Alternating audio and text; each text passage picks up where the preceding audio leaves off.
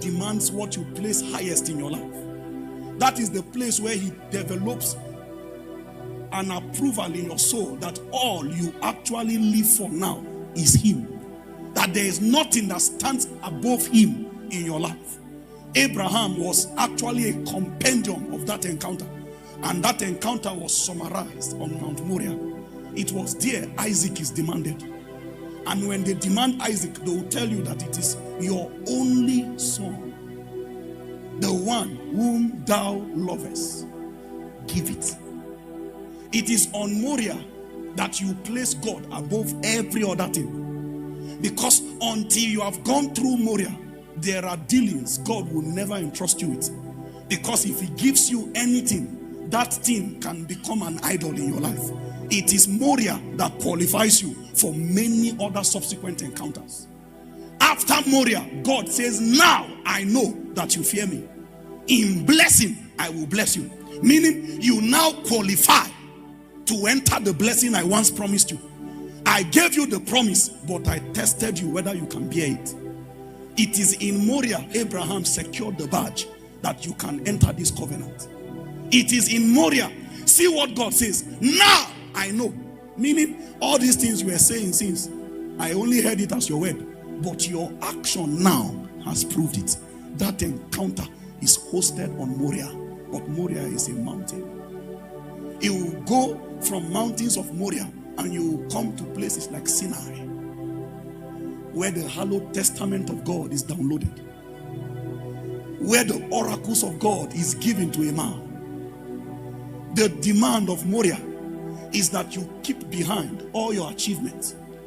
When you ascend Moriah, it will demand your greatest achievement. It will demand your greatest possession. But when you come to Sinai, it will close your history. It will close your track record. All those things you are boasting with, inside Sinai, it will take off your shoes. Your shoes represent your journeys. It represents your journeys, your movements, your track records. It will be lost inside Sinai. The criteria to participate on the encounter on Sinai is that you will lose that side of you. And when you come, whether you like be a professor, that's your label. It will not be counted as an advantage when we ascend Sinai. Because what God wants to start building, your human effort will not be counted as an advantage. So whether you are a king, you will take off your shoes. It will admit you from that place of vulnerability, that place of brokenness. It will bring you in as a visitor. There is a gesture in the Hebrew culture. When you come to the house of an honorable man, they call it feet washing. It means they are conscious of the fact that you have had a journey and they want to give you the opportunity to cleanse yourself so that before you enter into their estate. When you come to Sinai, part of the things it demands from you is to leave behind, whether it's your achievement, whether it's your mistake, because guilt also is a form of pride. When you see a man carrying guilt around, it's actually a show of pride, because that thing you are holding does not belong to you. A remedy has been made for your offense, but you still chose to carry it by yourself. When spirits look at you, it's pride they see. So at Sinai, you leave your shoes behind. Your journeys, whether of victory, whether of shame, whether of ridicule, leave it behind. Mountains, like I said, are metaphors in scriptures used to connote place of encounters. Valleys also connotes places of obscurity, places of loneliness, places of sorrow, places of corruption. That's why of the many metaphors available to be used, the prophet Ezekiel said, I was carried by the Spirit into a valley, and that the things I began to see in the valley, he said, are bones of different decaying capacities. They were so dry that it was impossible to tell which bone belonged to which bone. Skull has disconnected from vertebral column. Rib cage has disconnected. The hip has disconnected from the femur. Bones were all scattered together. So you will not be able to tell where Amos's skull is. They are laughing. In that valley, when we enter there, James' ribs is near Pastor God's skull, and Pastor God's femur is near Habilas.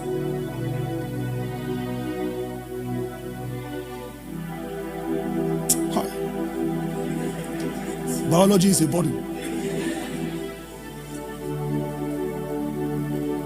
So you will see that there's no way to tell anybody's identity there again, because death has happened so much that identities are completely lost. But the Lord told his servant Ezekiel, these are my people, Israel. This is their spiritual state.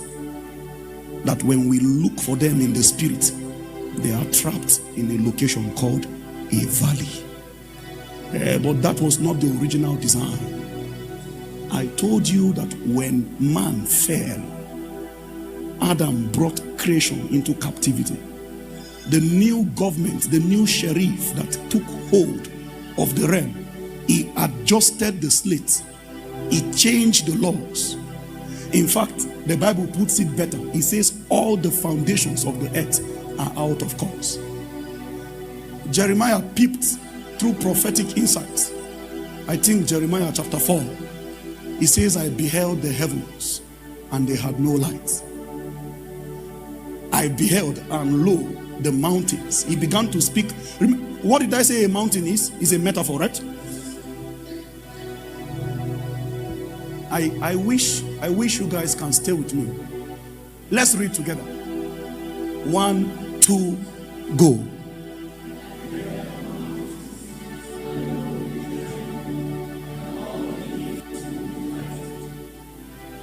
Continue now.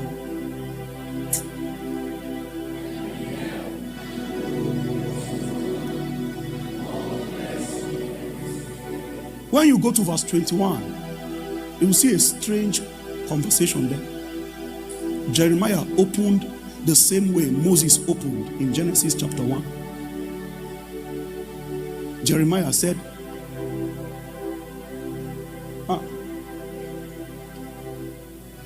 I beheld the earth, and lo, it was without form and void. That's what I'm looking for.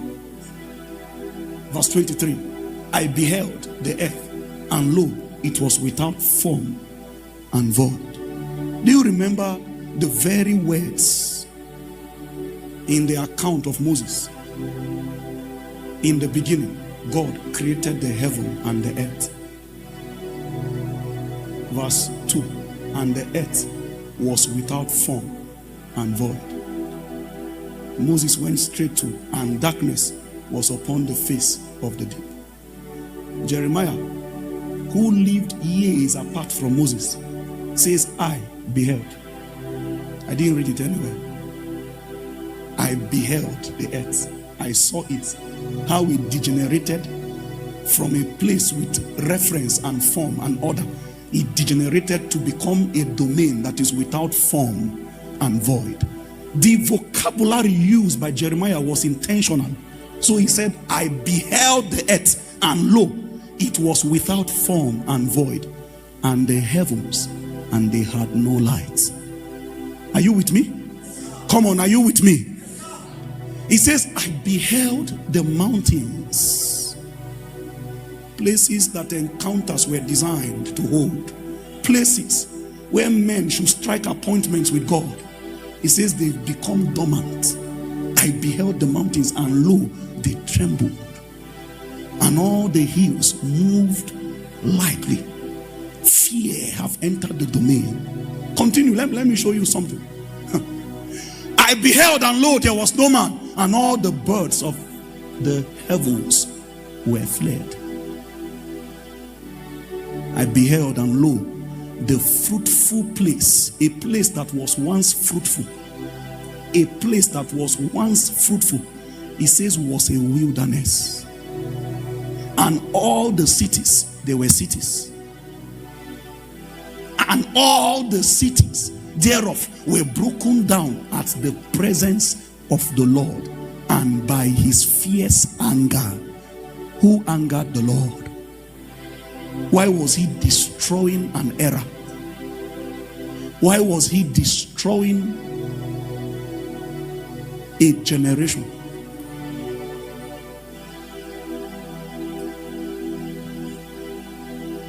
For thus had the Lord said, the whole land shall be desolate, yet will I not make a full end.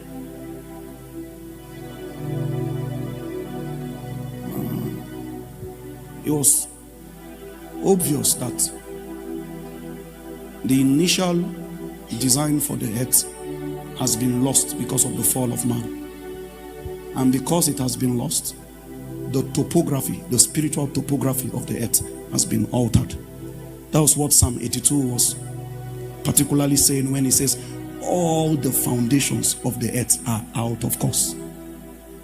So the original topography has been altered. Instead of the earth to be described now as mountains, and by mountains I mean places of encounters, it is now dominated by a strange other vocabulary called valley. So instead of the earth to be a place where man have unrestrained access, it has become a place of resistance, a place of servitude, a place of sorrow, a place of pain. When you look at the things happening across the world, several continents, it is the reason people come to a point when they have no God in their life. They come to a point, it becomes better for them to end their existence than to continue in a life full of sorrows. Because they've altered the topography. It is now an existence that will be captured first in the valley. Meaning, the moment you are born, when you enter this domain, the first place your existence will be captured is the valley. When you hear the psalmist speaking in Psalm 23 verse 4, though I walk through, he was telling you that though there is saying, even if I'm walking, even though I am walking through the valley of the shadow of death, I will have no fear. The reason why I will have no fear, number one, is because the Lord is my shepherd. The dimension of God as a shepherd means you have personal relationship with God. The Lord is my shepherd. So if you will go through the valley, you must know the shepherd, because it is only by the leading of the shepherd you can move through the hurdles of the valley and it will not reduce you to a dry bone. David called it the valley of the shadow of death, meaning death has domained its government in that valley. If you ever find yourself standing, if anything detain your interest inside that valley, if you are not moving, you will start dying. So David says, though I walk through, the valley was designed to be walked through. You never stop. If you stop small, that shadow that is there, it will begin to cast its image on you. The people that were found dried by Ezekiel in that valley, they were those that one affection or another trapped their attention. For some it is fame, some is wealth, some is accolades. Different things can catch your attention. If you are not moving as a pilgrim, the moment anything become appealing and it catches your attention and you stop to look, the shadow of death is casted on you. That shadow will begin to measure different layers of corruption until a man once gifted a hallowed ordination becomes reduced to a pack of bones. Not just reduced, when death has had its full course on you, it will also distort your ordination. so that it is impossible to find yourself inside time. That valley that the psalmist spoke about is our time here on earth. We are actually going through this world, but this world is not your home. Whether you are a sinner or you are a righteous man, you are only walking through here for just a little window of time called life.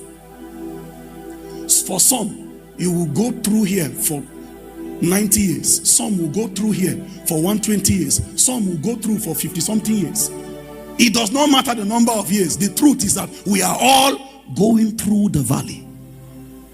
The reason why the valley is now known to be a domain of death, because the Bible told you what is resident in that valley is a shadow. It's a shadow. It's the government of darkness.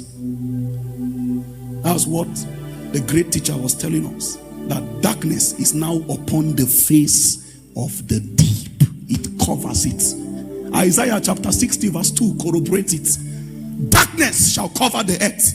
It says gross darkness shall cover the people. It's a domain of darkness. It's a valley that we have entered. And it is a valley that is actually occupied by strange princes. You collide with different entities in that valley. The only recommendation is keep walking. But you cannot walk if you don't know the shepherd, because the shepherd must lead you as a leader. It is anywhere he removes his leg, you will put your own leg.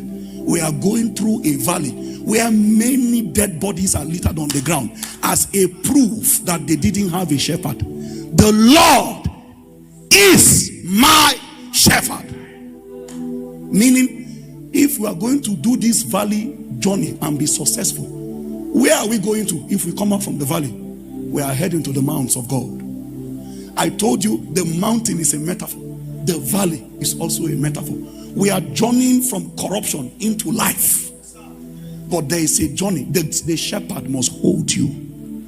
And the way he holds you through his nature. He holds you through his voice. He speaks, he gives you guidance. He holds you through his word. It will be impossible to journey the valley if you don't have a personal relationship with him. That's why of all the names the psalmist used, he said, those who can go through this matter, there will be those who understand